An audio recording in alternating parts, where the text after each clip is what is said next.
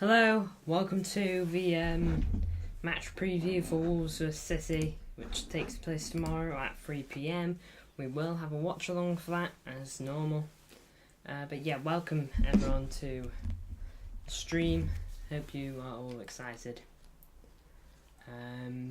But without further ado, let's just get into this because,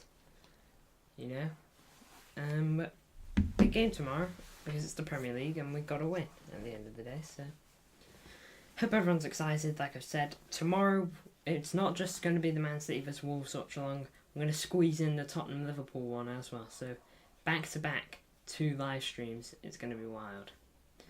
But I hope everyone's excited for that. Because I am. It's 2 big Premier League games. So, why wouldn't you have a little bit of excitement?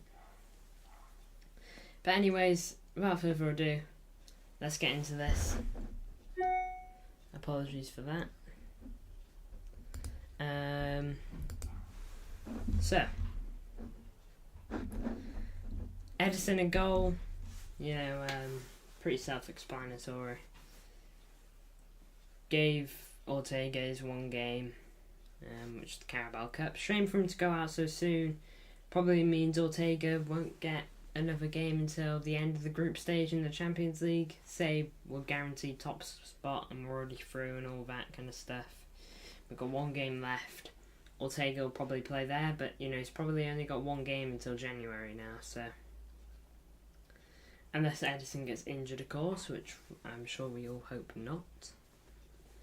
But anyways, Edison in net because why wouldn't you have him in net? It's solid. Why he's in net. I don't need to explain.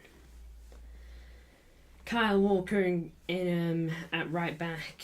He got a good rest against Newcastle, which is good. Guy's 33, so he's gonna need breaks. Apologies.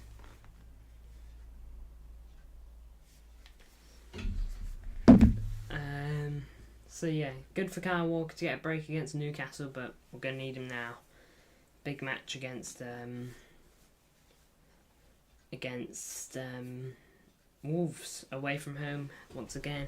I'm pretty sure we don't have another home game for quite a while, if you want the truth. I can double check that. Because I'm pretty sure we play away in the Champions League. I think. Oh, apologies if you just heard that, snapping sound, I guess. Yeah, we played away against Newcastle, we're playing away today, we're playing away against RB Leipzig, we're playing away against Arsenal. Next home game is October 21st. That's a long while for City to not be at home. So, difficult for the Blues, as I'm sure. Welcome to the chat, Kyle.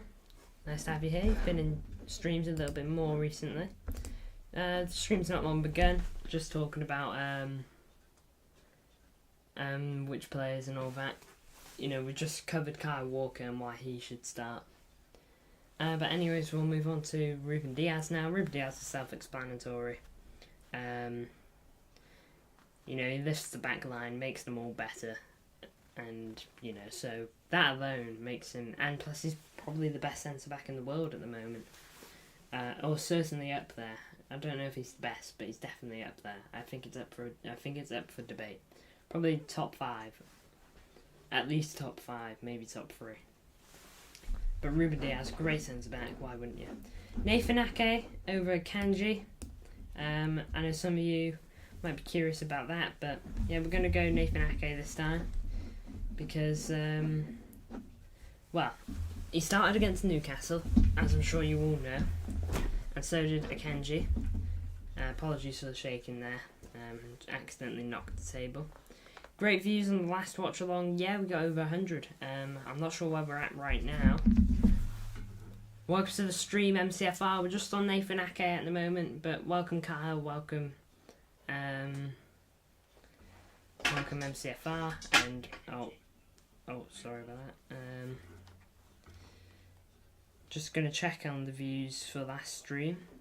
last live watch on. Yeah, over 200, so that's all good. But anyway, Nathan Ake, he started against Newcastle, so did Akanji.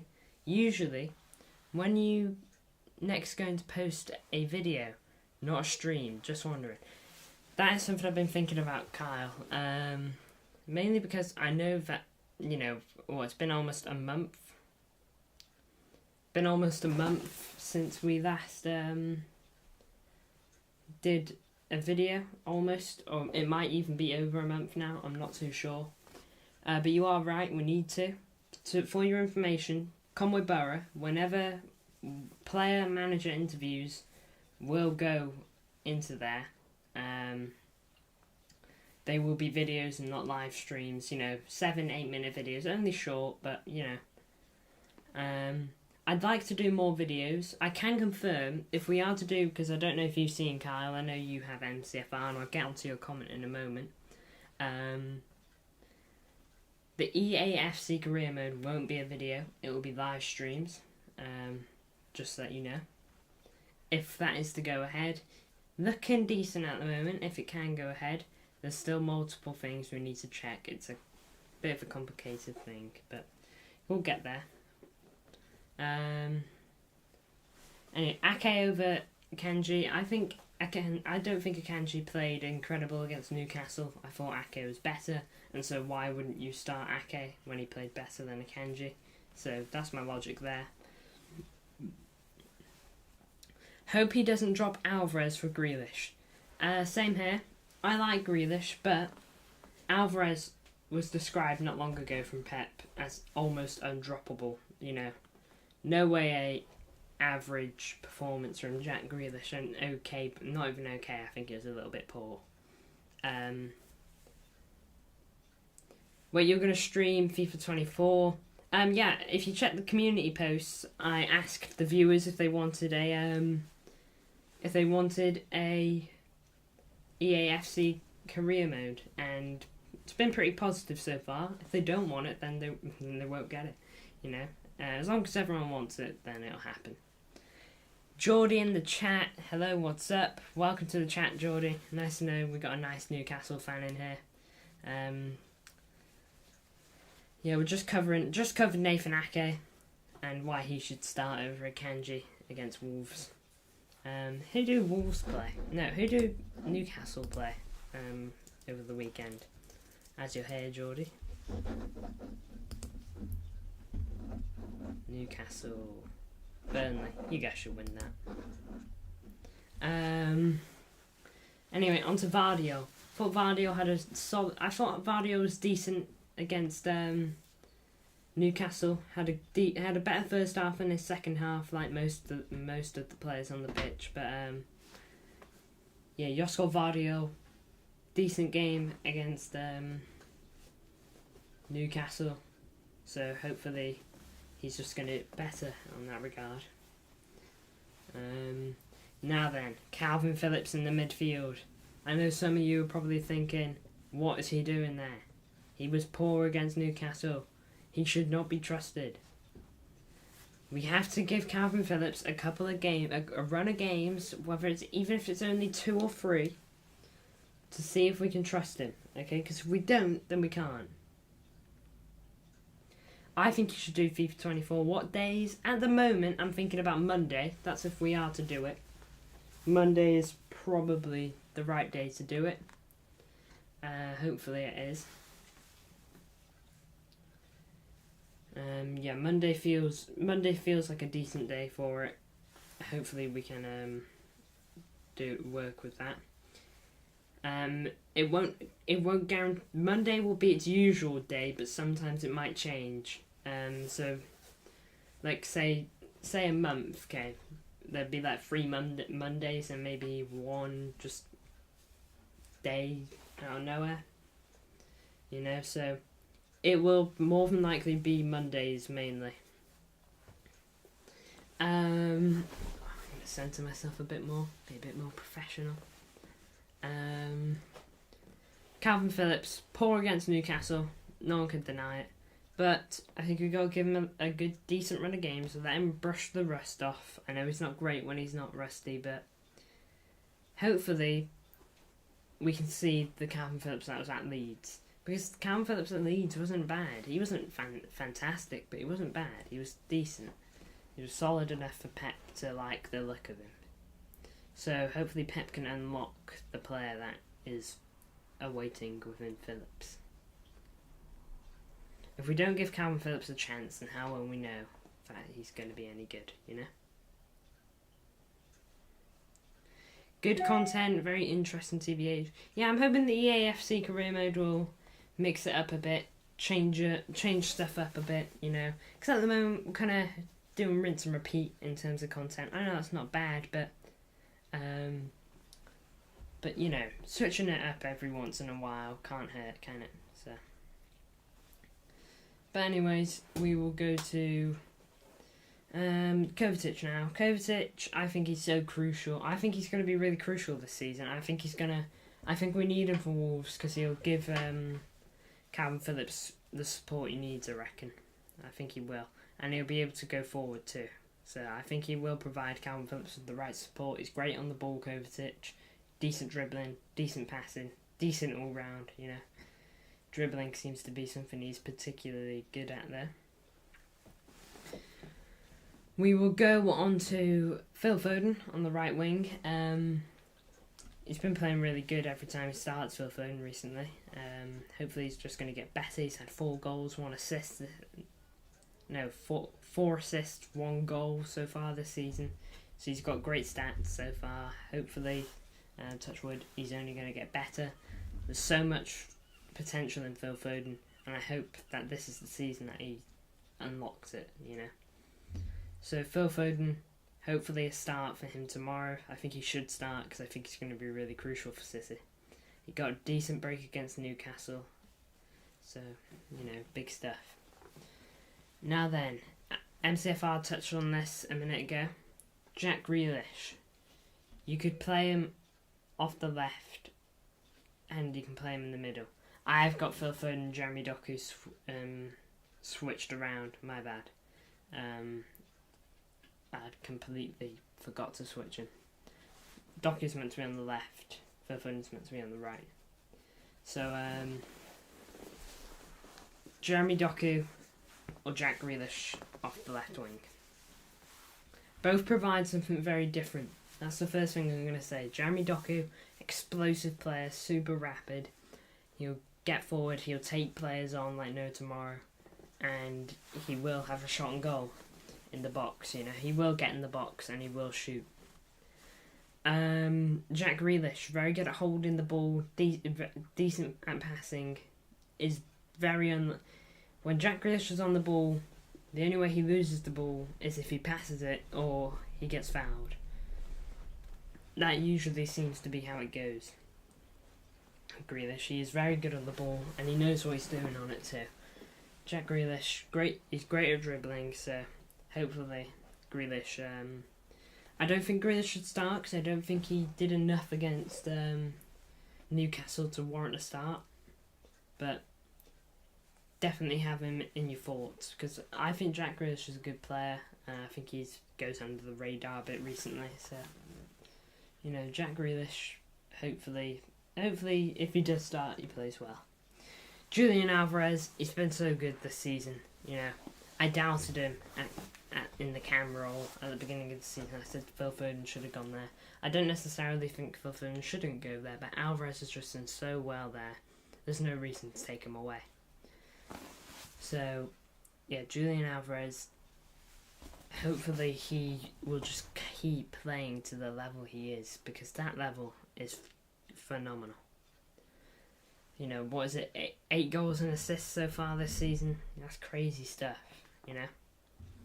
Those are the stats we need him to get, because all these players that set up for Haaland are effectively having to make up for Kevin De Bruyne not being there for Haaland.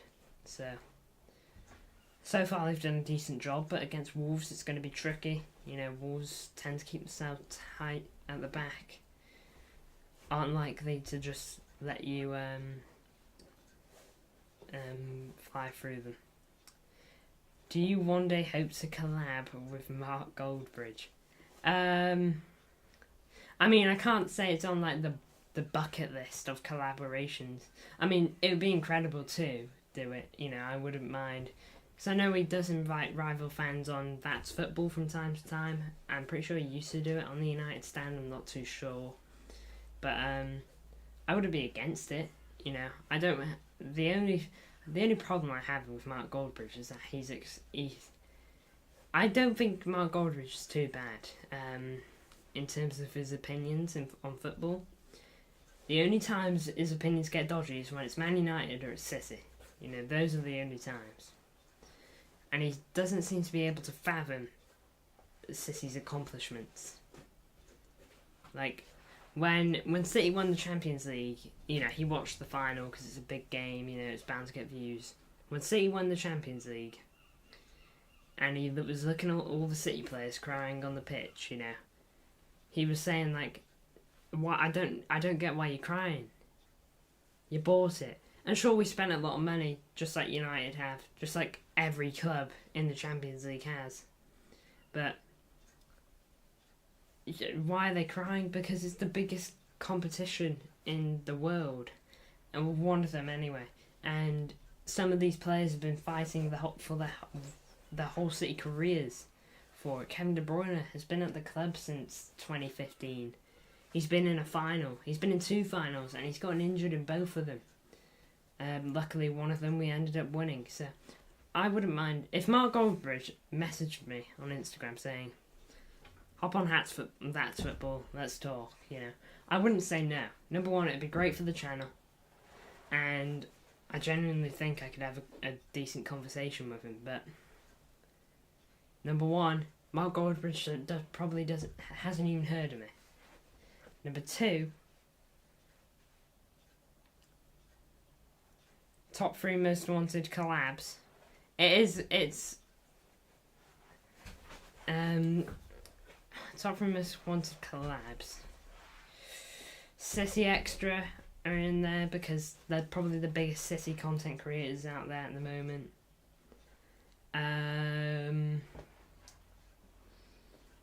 I quite like Rory Jennings. He had a very controversial football take on Erling Haaland. We've all heard it, how he predicted Erling Haaland would only get 15 goals last season. He ended up getting 52. So Rory Jennings is probably up there because I think he speaks a lot of sense, if you want the truth. I don't even think he's that bad in terms of City. Of course, for Haaland, he was absolutely miles off the mark. It's one of the worst football takes I've ever heard. But, you know, it is what it is with Rory Jennings. But definitely Rory Jennings, I think he's a solid content creator. And for the third,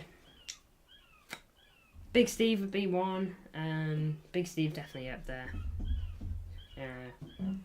I guess you could technically... Is it really a collab if you shout me out? I guess not. But Big Steve up there. Yeah, probably Big Steve. You know, I've met Big Steve seems a nice guy, and I think having a nice chat for half an hour with him would be great. You know, on a stream or something like that. So yeah, to answer your question, probably goes City Extra, Big Steve, Rory Jennings. There you go.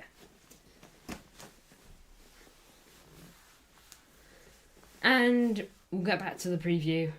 Erling Haaland up top. I mean, why wouldn't you? He scored 52 goals last season. He scored over 60 goals in his City career, so there's no reason not to start Haaland.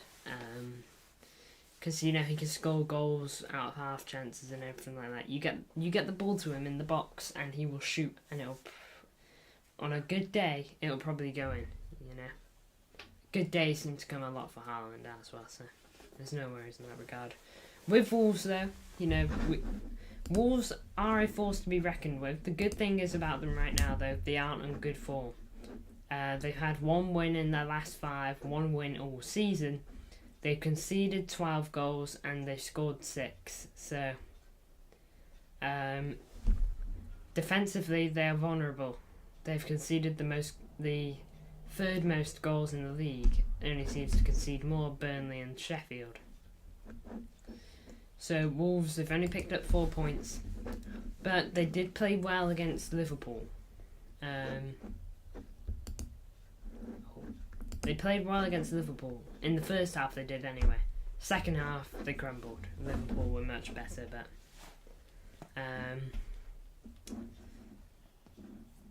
yeah, Wolves, they're decent at the back, could be better, but they are still a team that can pull out a decent performance, and hopefully that won't be the case for us. But you know, they've had 1 win in their last 5. They just got beat by Ipswich Town in the EFL Cup. They drew to Luton down to 10 men. They were battered by Liverpool in the second half 3-1. Lost to Crystal Palace 3-2. Beat Blackpool 5-0. Beat Everton 1-0. Lost to Brighton 4-1, and then lost to United 1-0 at the beginning of the season. So that's Wolves' game so far this season. So I think Wolves are a team to notice and to probably keep your eye on. They got Gary O'Neill, who did really well at Bournemouth. So we'll see how it goes there. But anyway, guys, I want to thank you all for watching this stream. Not too long today, 25 minutes. But thank you for all your support. It's great, great as normal. And I'll see you all in the next one.